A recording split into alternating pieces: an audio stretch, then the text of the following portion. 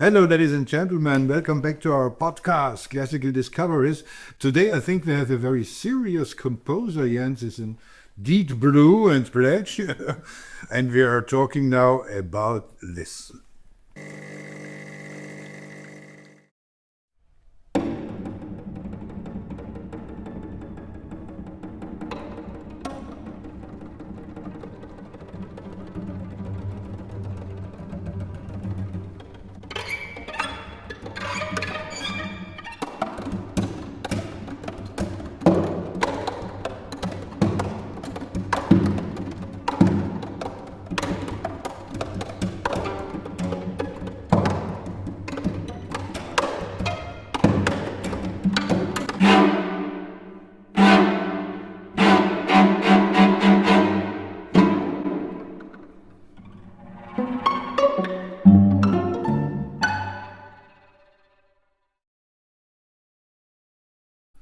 Oh my God, Jens, I think this is your turn. What is this? Krysztof Penderecki. We have one CD with, let me see, Quartet for Clarinet String Trio, String Quartet 1, 2, 3, 4, and the String Trio. And this is all in 12 tracks. Concise. Yeah, very concise. You had no more ideas of who was Krysztof Penderecki? Well, Penderecki was one of the fascinating composer in many ways because he managed to shock everyone with his music. I could see it on the trailer. Yeah, but we just heard the trailer. That sounds awfully abstract, and you would be tempted to throw that into the category of avant-garde music, a la Stockhausen and so forth. And to some extent, it is part of that. But Penderecki, first of all, he managed to shock anyone who was expecting Polish sort of Soviet realism, socialist realism to come out of him. And that didn't happen. Well, sorry to interrupt you. He lived in the Russian area in Poland. That was in the Russian influence at that time. Well, he was born in 1933, so by the time he was an adult, he would have lived in Poland proper. Yeah. But Poland being part of the Eastern Bloc, Yeah. just like, to some degree, East Germany, etc., had an aesthetic that trended towards what we generally call social realism, right? Of course, like we had the last podcast with Shostakovich, film music and so on, but not Penderecki. People of the street should be able to appreciate your music. Yeah. When in 1960, he came to Darmstadt, which of course has been home of the avant-garde classical music scene to this day to some degree, and he managed to shock, first of all, the cultural apparatchiks in Poland because his work was far too modern, but he also shocked the Darmstadt world because it wasn't modern enough. Of course, yeah. And the Frankfurter Allgemeine said at the time that he swept the musical math homework of the serial composers to the side with music of block-like simplicity and monumental effect. Okay. So that was already considered to be much more tactile and less academic. And then he changed his compositional style several times throughout his career. Okay. And the string quartets very conveniently trace all those changes. Okay. So in a sense, this CD and his string quartet output, if you count the string trio and the quartet for string trio clarinet among them, and I think this is the only CD that actually combines all those works, Okay. you can get a very good idea of how Penderecki worked and how he changed and how he evolved, Okay. and appreciate the whole composer in just one disc. Okay. And we said earlier, Penderecki is one of those names that, if you're into classical music, you know the name Penderecki. Yeah. Probably. You've heard of that name. But very few people actually have heard the music or could remember the music.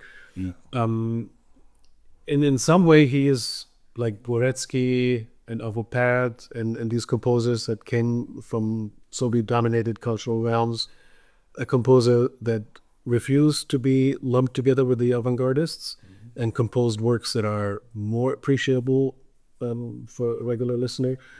But he lacks the great hits. Okay. Like Dvoretzky, you have, the Third Symphony, everyone loves that, and Audiopared, you have Spiegel im Spiegel and Tabula Rasa and this very accessible style.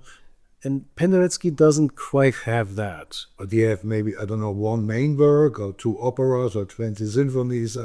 Well, yeah, and this is one of the signs that Penderecki was very interested in classical music in the traditional sense is that he eventually came to use the traditional forms.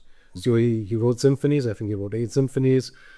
He wrote string quartets. He wrote operas, and that's the core traditional field in which a classical musician used to work. Okay. And he did it in his own way. He does have maybe one work that is more notable than most others, and that's the St. Luke Passion. Ah, okay. It came out in 1968. Okay. And that was, of course, also shocking to a lot of people because no modern composer at the time really touched sacred works. Yeah, and Polish is very Catholic, you know. Very Catholic. Except at the time, it wasn't officially Catholic. Yeah, okay, 68 was still the Russian influence, yes. So I'm sure that the officials would have preferred a somewhat more atheistic approach. And in taking on a religious subject, he joins people like Arvo Pärt and, one exception, in England, Taverner, and a lot of these composers, especially from the East, who used religion as sort of an escape, both from the influence of the avant-garde, because he can't be an avant-garde religious composer. That is somehow that doesn't jive, and social realism.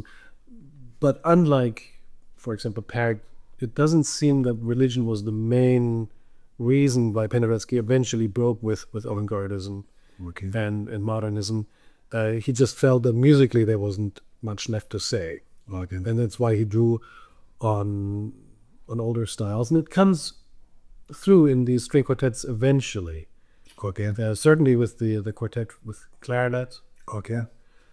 Any track you'd love to listen, or you have to name? We're going to listen to a few things, but the Interrupted Thought. The Interrupted Thought is from 1988. Okay. And this is his ode to the Second Viennese School. Ah, Also, okay. that's why it's so size. It's a Webern almost. Okay. And it has a sweetness of its own, and it's so short we can listen to half of it.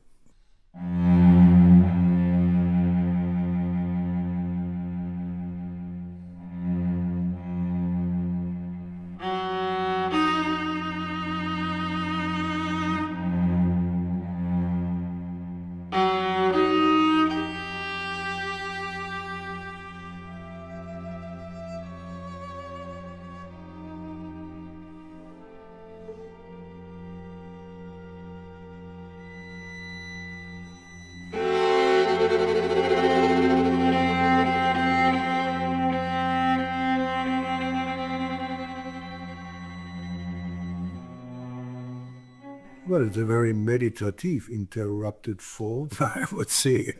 Yeah, actually quite uninterrupted if you think about it. Yeah. But it's a world away from the first quartet that we heard in the trailer, Okay. in which he asks the instruments to be played in absolutely every conceivable way except the ways these instruments were intended to be played in. Okay. So I don't think there's a regular bow in it at all. It's around the second string quartet in 1968 Okay.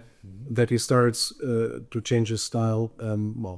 For the first time, he'll change this a couple times, and that came because I mentioned operas. The Devils of Loudun is one of his operas. Yeah. Okay, now And that's certainly. That's a fascinating work. Also, but never play are very rarely played. I've heard about it premiered in Hamburg, but I've never seen it on stage. Yeah. Some more DVDs of it. Yeah. And Udo Rex came later. Legs, so yeah. That's pretty good. I think the night of one. I didn't see that either. But all these string quartets are only one track here. I mean, one is 7 minutes, that one is 6 minutes, and so it's slightly short, lightning short happenings. Very, very concise. Yeah. And what we just heard with the Interrupted Thought fits to something that Penderecki said, that after having stunned the musical world with these big orchestral works that offered a real tour de force and these planes of sound that he shot at people, he turned more inward. Okay. And he said, I know I could do that, but now what I'm interested in is sitting down in front of a piece of paper and composing a chamber music, and basically writing them for myself. Okay. And seeing what I can do, and then every note has to count. He really tries to reduce himself to the absolute essence of what is necessary. Okay. No. But it's never dry or academic. Okay. Even in the most modern pieces, and certainly in the first, and even still the second string quartet, Okay. are what most people would consider rightfully modern stuff. Okay. But if you think that's modern, just imagine what people were writing at that time in West Germany. There's a Z in Darmstadt. he was an old-fashioned guy that I mean, if you didn't use it for helicopters for the string quartet, must be frustrating. You're going to Darmstadt and they say, it's too old-fashioned in the door. Yeah, we should listen a bit in the second string quartet. This is 7 minutes. I mean, we don't play 7 minutes. But you can listen to a little bit of it. Okay.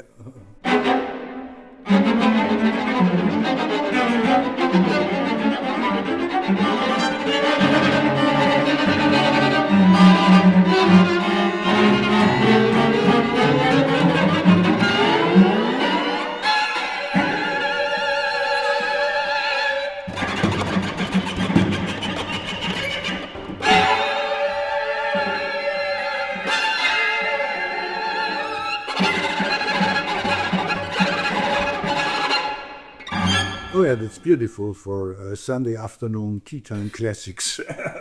I would prefer. if you want people to go on.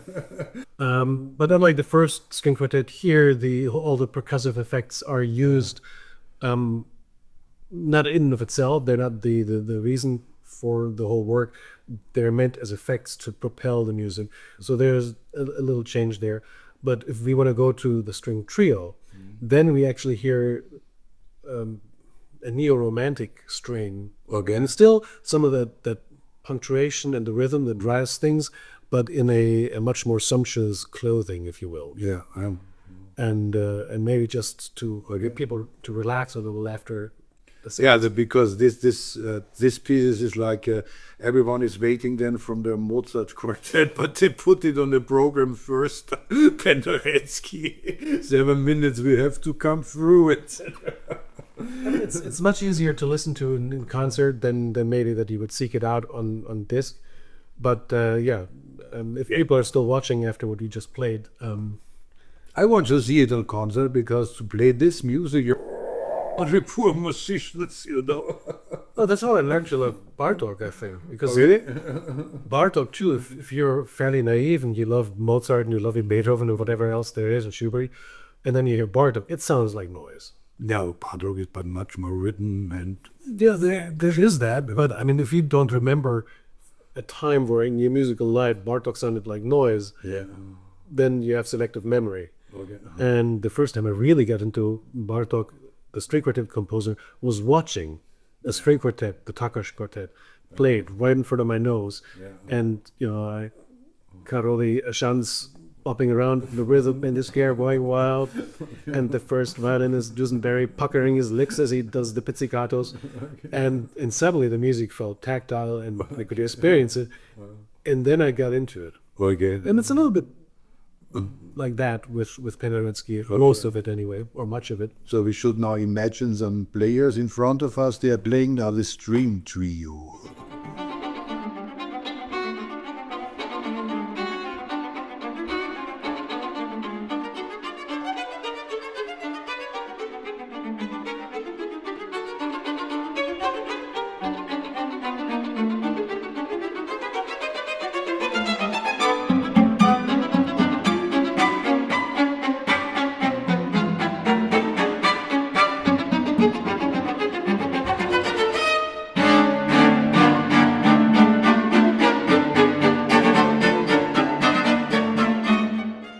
Yeah, I think it has something from Bartok. Absolutely, that wonderfully propulsive rhythm. Yeah. In its perfect, I think I would go so far as to say the string trio is a masterpiece. Okay. Its time of its style.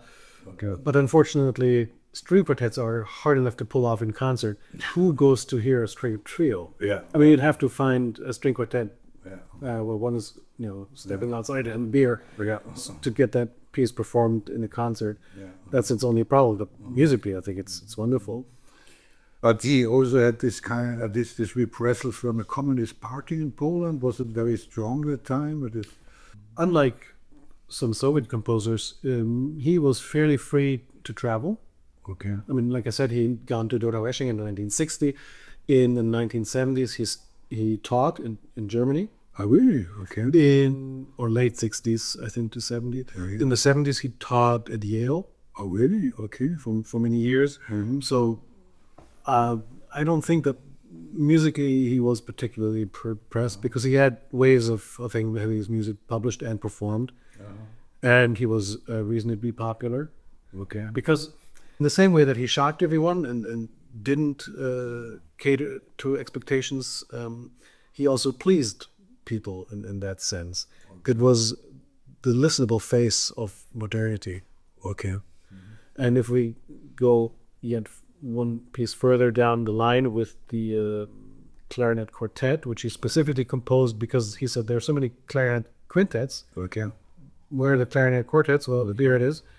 And I think the story goes that in the early 80s, he heard the Emerson String Quartet and Rostropovich perform the great C major for quintet in Moscow. Ah, okay. And based on that, he wanted to sort of inhale the Schubertian spirit Okay. and then reproduce that in that work. Ah, okay. Without quoting Schubert or Yeah. the explicit, but that's Penderecki channeling his inner Schubert. So it's not a hit of dem Felsen, maybe.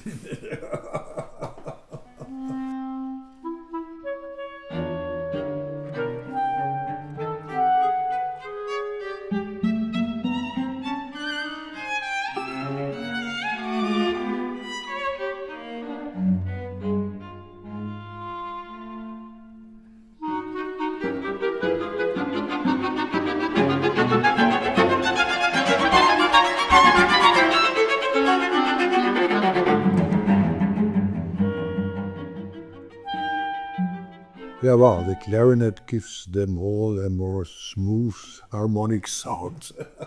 There is that. Even though if your mother-in-law likes Schubert, that's no guarantee that she will also like that. But we've come a long way from the music we've heard before that. Of course, of course. So this was already a later one, or very late now, 1993, no? Okay. Yeah. Yeah, exactly. And then the third string quartet is yet another 15 years later. Okay, 2008, yeah. And of the string quartets, I think that perhaps the pinnacle, and now we hear something where we're in a post-Debussy-esque Ravel, Janacek, maybe a little Bartok, if you want to draw on other composers. Totally different world. And if you didn't know it was Penderecki and had only heard the other pieces, you would not necessarily think it's the same composer. Oh, really? Okay.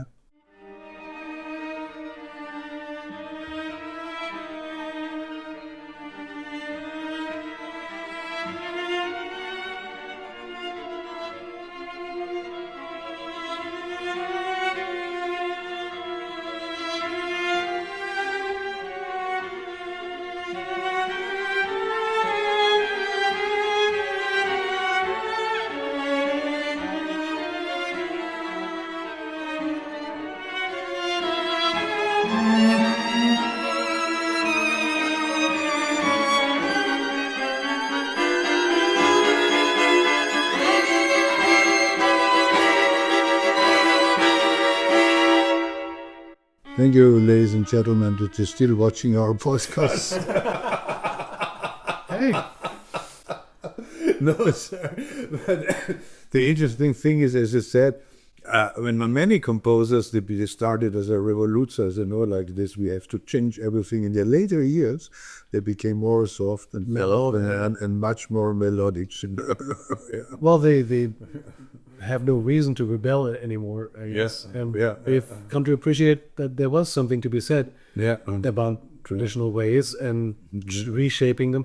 I love that quartet. If I would hear that in concert, I'd be happy every time I see them. Absolutely, it's wonderful. It's wonderful. And it's from 2008, written for the Shanghai String Quartet, Okay. which I heard in DC a couple times live. Okay. It's always fun. Okay. And it's subtitled Pages of an Unwritten Diary, or From an Unwritten Diary. Okay. So the fourth string quartet, it was 16, must be now like like Dvorak. No, he doesn't. It's not linear. Okay. The fourth string quartet is his last chamber work.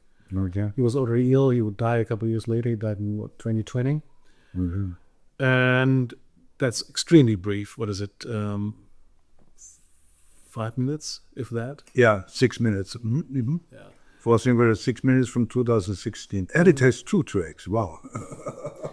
And that reminds me, if anything, of sort of Charles Ives. It sort of has an unanswered question feel to it. It was written for the Belgian quartet, I think, that premiered at Bigmore Hall. Okay.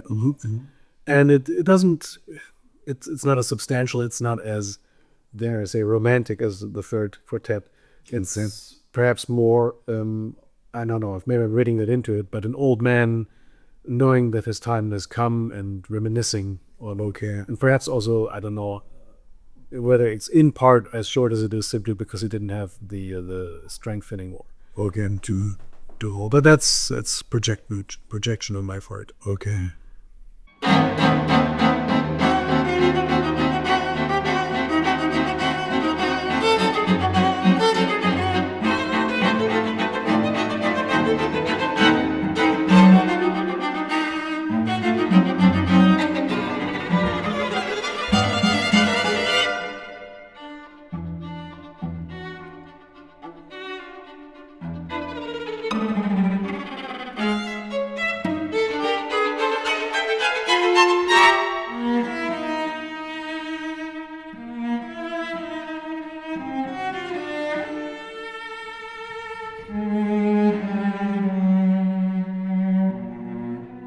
Very ambivalent, Yeah. very fragile, Yeah. Yeah. and a love declaration to the best of all string instruments, the viola. He played himself the viola, don't know. I'm not sure he played the viola. I don't, Okay. not aware of it anyway.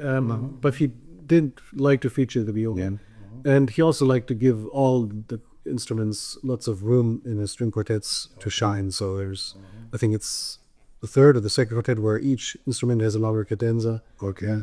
But the viola particularly. I mean, he wouldn't be the only composer to think that the viola is special.